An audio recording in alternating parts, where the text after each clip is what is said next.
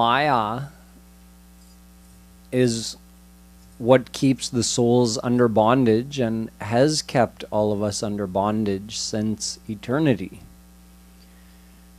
It is Maya that stands between us and God. So if we can defeat Maya or cross Maya, then all our problems are solved. And Maya is a Jada Shakti. Jada means it's not alive. It has no mind of its own. It can't do anything on its own. Whereas we, the souls, we are Chaitanya Shakti. Both of us are powers of God. Charam pradhanam amritaksharam harah charatma na vishate deva ekah. Shvetashvataropanishad says, souls are a power of God, so is Maya. God rules over both. He is the Ish of both. But in Gita, we are called his Parashakti as compared to Maya, which is his Apara. Apara meaning Nikrisht, lower. And Para meaning better. Better than Maya. Why? Because we're alive and Maya isn't. So from that point of view, we're better than Maya. Yet Maya has us under bondage. This is only possible because we're not surrendered to God. See, Maya, even though it's Jada, functions with God's power. God's Swarup Shakti, his personal power, enlivens Maya, and that causes Maya to become active and take the form of the universe on the base of God. So although Maya is an abstract power which has it can't exist on its own, yet we cannot overcome Maya because Maya, being God's power, has equal power to God. So we can't defeat Maya on our own. Only by surrendering to God can someone cross Maya. This is just a basic principle of Sanatan Dharma. Maya is Shri Krishna's power, he tells us in the Gita. Daivi hyesha gunamayi mama maya duratyaya mameva ye prapadyante maya metam tarantite. He says Maya may be lifeless, but it's uncrossable. But if you surrender to me, then with my grace, I will take you across Maya. So dasi raghubir ki samujhe mithya sopi. Tulsidas ji says, don't think of Maya as mithya. It's an actual power of God. Here he uses the word dasi. If it's his power, it means it's his servant. Chute naram kripa binu nath kahahu padaropi.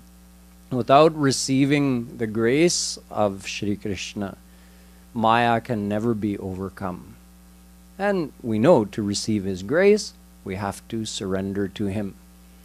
So here Sri Maharaj has reiterated this point that Maya is ati balavan. Maya has unlimited potency because it is God's power and is enlivened by God. Therefore, Sharanagata Paraho Kripa, as soon as you surrender to God, you receive his Kripa, and through that grace, you cross over Maya. Yah Gita ko Gyan. As I just quoted from the Gita, this is a principle which is told to us clearly in the Gita. Now, based on this principle, if we really think about it, someone may have another important question. That it sounds like surrendering to God is a condition of receiving his grace. Yet we say that his grace is unconditional. His mercy is unconditional. We even have a name for him. Akaran karun. Akaran. Karan meaning a reason, a condition. Akaran karun. He is causelessly compassionate, gracious, kind, merciful. Then why does he demand our surrender in order to grace us? In the next doha, Shree Maharaj resolves this issue. He explains that just like a fire gives heat, and you can get that heat if you just go close to the fire. As close as you go, that much heat you get. In the same way, God is openly gracing anyone. Just like there's no condition on behalf of the fire. The fire is saying, here's the heat, come and take all you want. You can jump in the fire and become fire if you want. God says, come as close to me as you want. There's no condition. So receiving the heat of the fire, in order to receive the heat of the fire, you have to go close to the fire. That's not a condition being set by the fire that I'm not going to grace you with my heat unless you come close to me. You have to surrender to me, otherwise you're not getting my heat. It's just our good sense to go close to the fire to receive what's being given for free.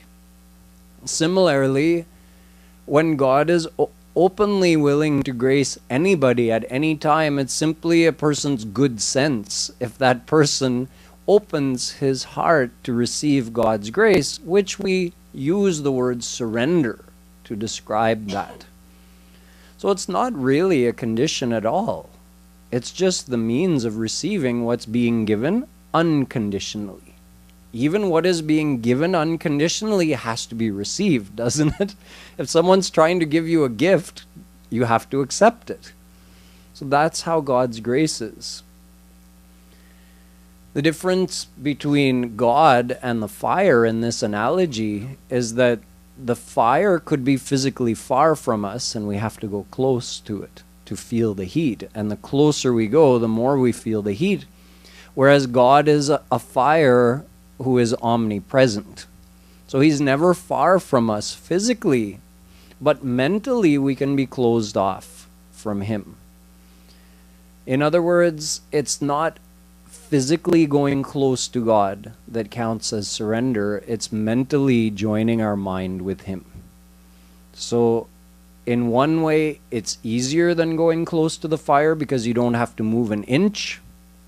And in another way, it's more difficult than going close to the fire because going close to the fire only requires you to move your physical body, whereas going close to God requires you to change your mind.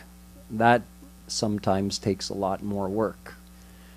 So it's our mind that has to be surrendered to God, and to surrender our mind is a gradual process. That process is described here in the Bhakti Shatak, the practice of bhakti, the practice of devotion. But before beginning devotion, a person has to have all of these kinds of doubts cleared. This is a very common doubt that people have. Why doesn't he grace me right now? What is he waiting for? He's graced so many other souls. So first, let's remove that doubt. He's not waiting for anything. Just like the fire is giving heat, the sun is giving sun rays for free, but you close yourself in your house and draw the curtains and the blinds and then complain that it's dark and everybody else is getting sunlight, I'm not getting sunlight.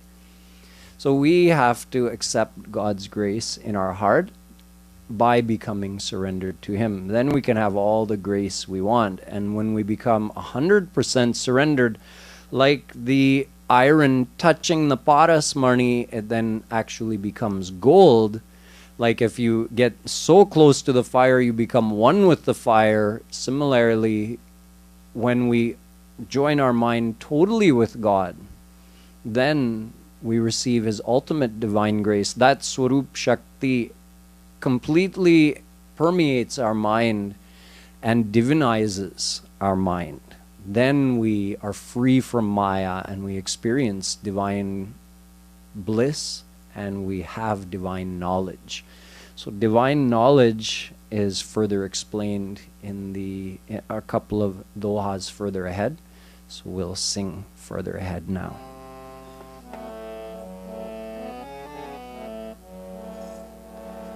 Radhe Radhe Radhe Radhe Radhe Radhe Radhe Radhe Radhe Radhe Radhe Radhe Radhe Radhe Radhe Radhe Radhe Radhe Radhe.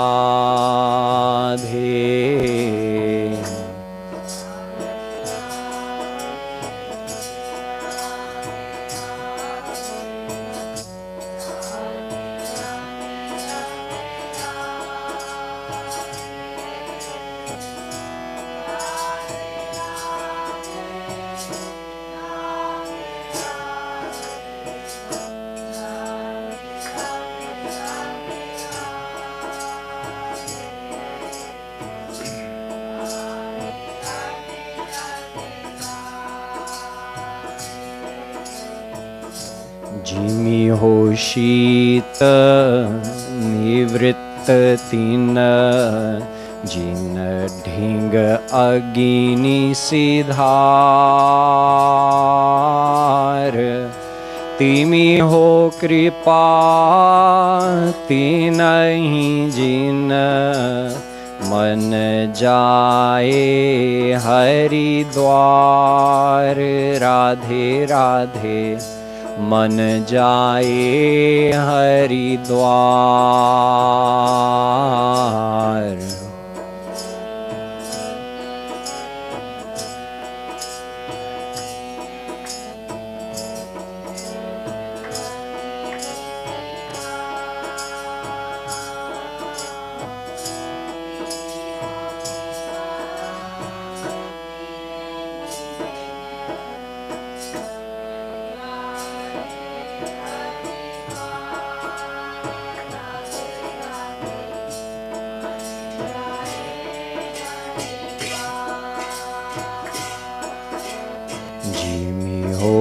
शीत निवृत्त तीन जिन ढिंग अगिनि सिधार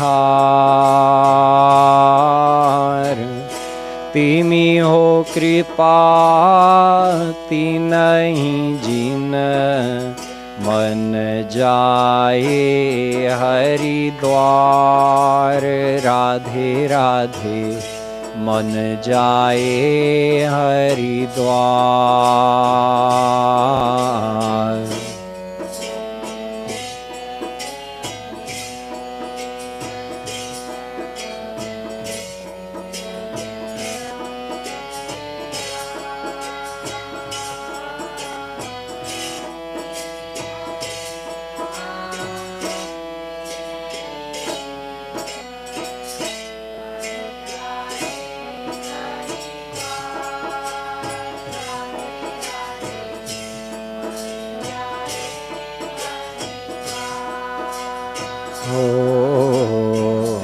Radhe Radhe Radhe Radhe Radhe Radhe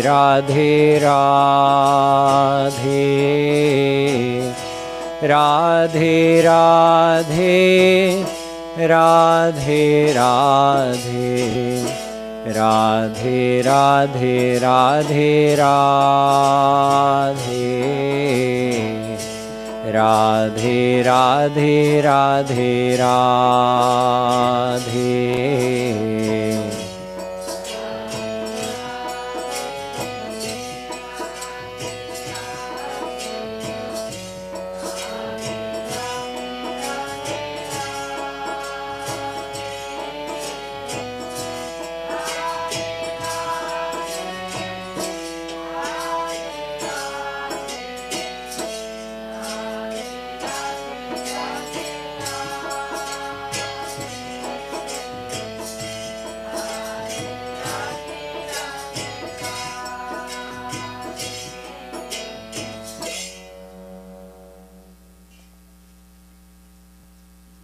In the next doha, Sri Maharaj brings up an important confusion that many people have about the spiritual path. Yesterday we were discussing some of the differences between Bhakti Marg and Gyan Marg, Yog Marg.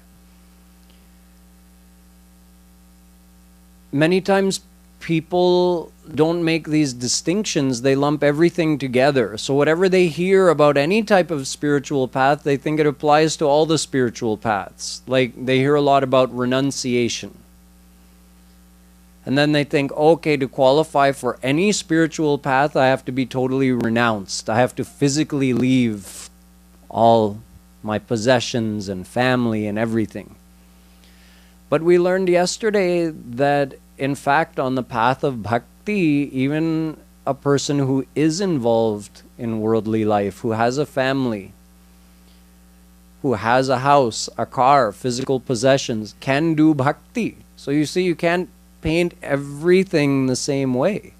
There are different qualifications for the path of bhakti and different qualifications for the paths of gyan and yoga.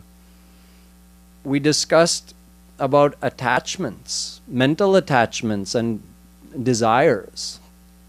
And you learn that on the path of Gyan and Yoga, you have to begin the path. You have to have eliminated all of your desires and attachments. So people hear such things that are specific to Gyan and Yoga and they think, oh, I have a lot of desires and attachments, so it means I can't follow any spiritual path. To even begin, I have to get rid of all of that, and I don't want to do that. But that's wrong. On the path of bhakti, no matter how many desires and attachments you have, you're still qualified to begin. The desires and attachments gradually reduce on the path of bhakti as you attach your mind to Shri Krishna, to whatever extent you attach your mind to Shri Krishna. So you see, there are differences in the various spiritual paths. In the path of Gyan and Yoga, you have to cease the activity of the mind. Stop the activity of the mind. No thoughts, no desires.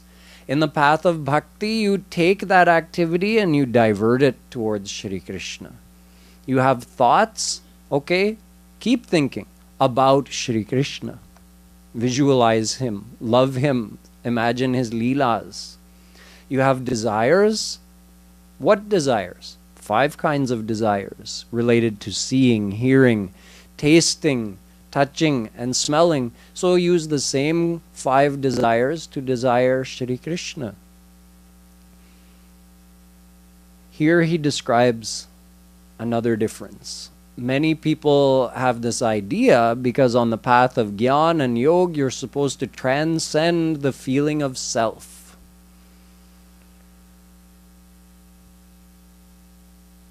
People have heard these descriptions, I'm sure, that you should not think of yourself as the doer. You're just observing yourself thinking and doing. This is not something we practice on the path of bhakti. Here Sri Maharaj clarifies, Man main ko mat chhod. O my mind, do not leave this feeling of me, I. Tu das jod de aur. Keep the feeling of I, but just make a correction to your conception of who you are. So far you've been thinking, I am a physical body, right? I am this body, and I belong to this world. I need this world to be happy. Make an adjustment there. Make a correction. What is the correction? I am a soul. I am a divine soul. That's your first correction. So don't leave the feeling of being. Don't leave the feeling of I. Keep it, but make an adjustment. I am the soul. Not only that, but as a soul, I am das of Shri Krishna. Jivera swarupa hoy Krishnera nitya das. Chaitanya Mahaprabhu ji says, all souls have an identity. Their identity is that they are the servants of Shri Krishna. Naturally, because we are his ansh, and every ansh naturally desires to serve his anshi. So every soul naturally desires to serve God. What could be more natural than that? So that's who we are. We are servants of Shri Krishna. So man main ko mat chhod tu das jod de aur mera bhi rakh saath mein. We're taught in some spiritual teachings, leave the feeling of I and leave the feeling of mine, right? Nothing is yours. Whatever you think is yours, dhokha hai. It's a deception. Nothing belongs to you because everything is temporary. Even your body doesn't belong to you because when you die, you leave it behind. So how can you call it yours? Theek hai, that's also correct. But Maharaj ji says here, on the path of bhakti, we don't abandon the feeling of mine altogether. We make a correction. Mera bhi rakh saath mein so rasikan sir mor. Rasikan sir mor, Shri Krishna, the greatest of all the rasiks. He is yours. See, if you abandon the feeling of I and the feeling of mine, then how will you relate yourself to him? Relation happens in duality. This idea of meditating on the non-duality is not part of bhakti. That's part of Gyan Marg. You try to meditate on the substantial oneness of your soul and God. Okay, God permeates me. I'm a divine soul. He's divine. He's everywhere. So there's no difference between me and him. We're one. But if you're absolutely one, how do you have a relationship? How can you love him? If you don't even exist because you've gotten rid of the feeling of I and there's only God, then how will you love him? Bhakti is the path of duality. Ultimately, you attain a state of unity with God, but within the unity, there's still a duality so that you can experience his bliss, love, leelas, all of that. This is an important distinction to make. On the path of bhakti, you keep I. You just make that adjustment. I am a soul. I am not the body, I am a soul. Therefore, I am a servant of Shri Krishna and he is mine. He is my everything. Tvameva mata cha pita, tvameva bandhuscha sakha, tvameva vidya dravinam, tvameva sarvam mama deva deva. Isn't this how we do Rup Dhyan? This is how we meditate. We think, oh, he is my mother. Radharani is my mother. Krishna is my father. He's my brother. He's my best friend. He's your everything. This is bhakti, not abandoning the feeling of mine. And then some people get confused and think, okay, that must be a lower spiritual level, and when I graduate higher, then I'll abandon this feeling of I and mine. No, never on the path of bhakti. If you do that, you're headed for liberation, Advait Mukti, Kaivalya Moksha, and an experience of no experience forever. So it's not a case of graduating to that state. You always maintain the feeling of I and mine in bhakti. Just that I am a soul and I belong to Krishna. He is mine and I belong to him. I am his servant. He is my mother, father, everything. Then when you attain him, you do attain a state of divine unity with him. You are no longer separate. But you can say it's such a state of unity which transcends the oneness of the Gyanis when they merge into formless God. It goes beyond that because it's such a state of oneness and unity where you still also have duality, also at the same time. So you get to experience Him. It's unimaginable, but true. So this is how we approach the path of bhakti. Radhe Radhe Radhe Radhe Radhe Radhe Radhe Radhe Radhe Radhe Radhe Radhe Radhe Radhe Radhe Radhe Radhe Radhe Radhe.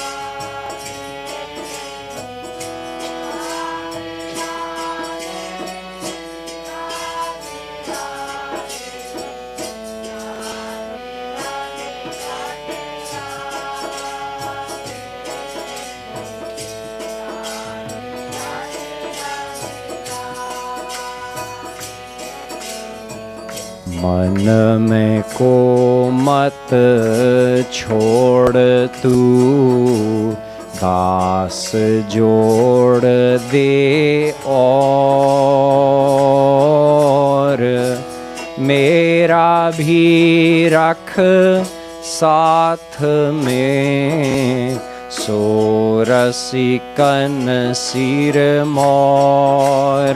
Radhe Radhe सो रसिकन सिर मोर।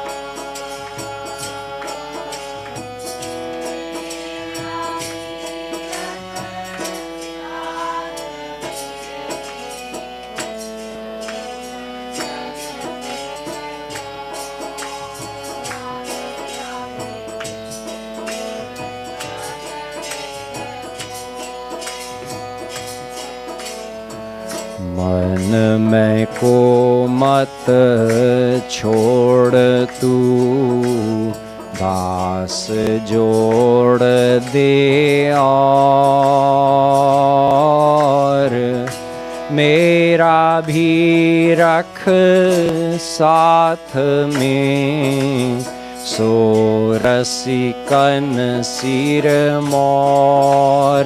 राधे राधे सो रसिकन सिर मोर।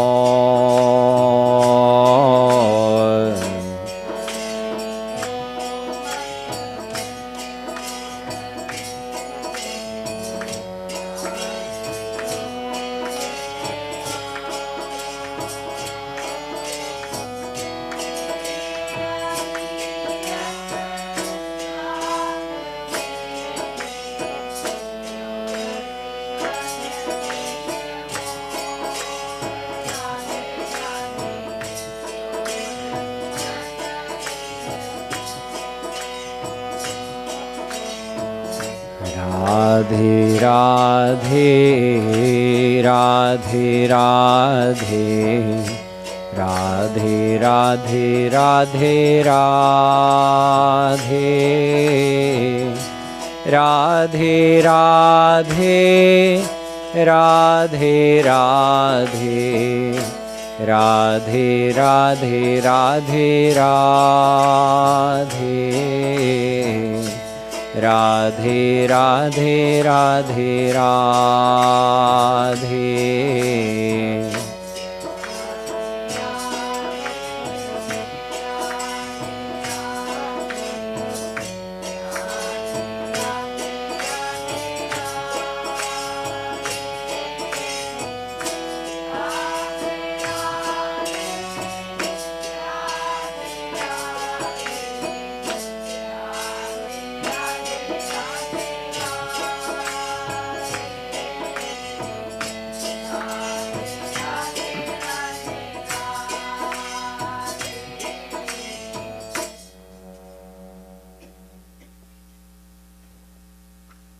Now, regarding knowing God, the last two dohas that we'll look at tonight resolve another issue that many people have. Many people wonder, well, all these descriptions of God in our scriptures, how can they be true? God certainly must be beyond human intellect. So how can we describe him? And that's why some people default to a non-description of God, which we also have. Adrishtam avyavaharyam agrahyam alakshanam achintyam avypadesyam ekatma pratyayasaram prapanchopashamam shantam shivamadvaitam. Mandukya Upanishad says God cannot be seen. God cannot be interacted with in any way. God cannot be grasped or illuminated by our senses. God has no characteristics which can be defined. Alakshana. God is achintya. He can never be conceived of in the mind. Your mind cannot form a correct image of God. In other words, a non-description of God. Whatever is God, he's so far beyond you that you can't see him, you can't interact with him, your senses can't reach him, your mind can't think of him. That's one way of describing God. But there are other descriptions in our scriptures that God has a form. He has certain lakshana, certain characteristics that can be described. God can be seen. God can be conceived in the mind. He has uncountable forms. Anantanama rupaya, uncountable names, forms, virtues, gunas,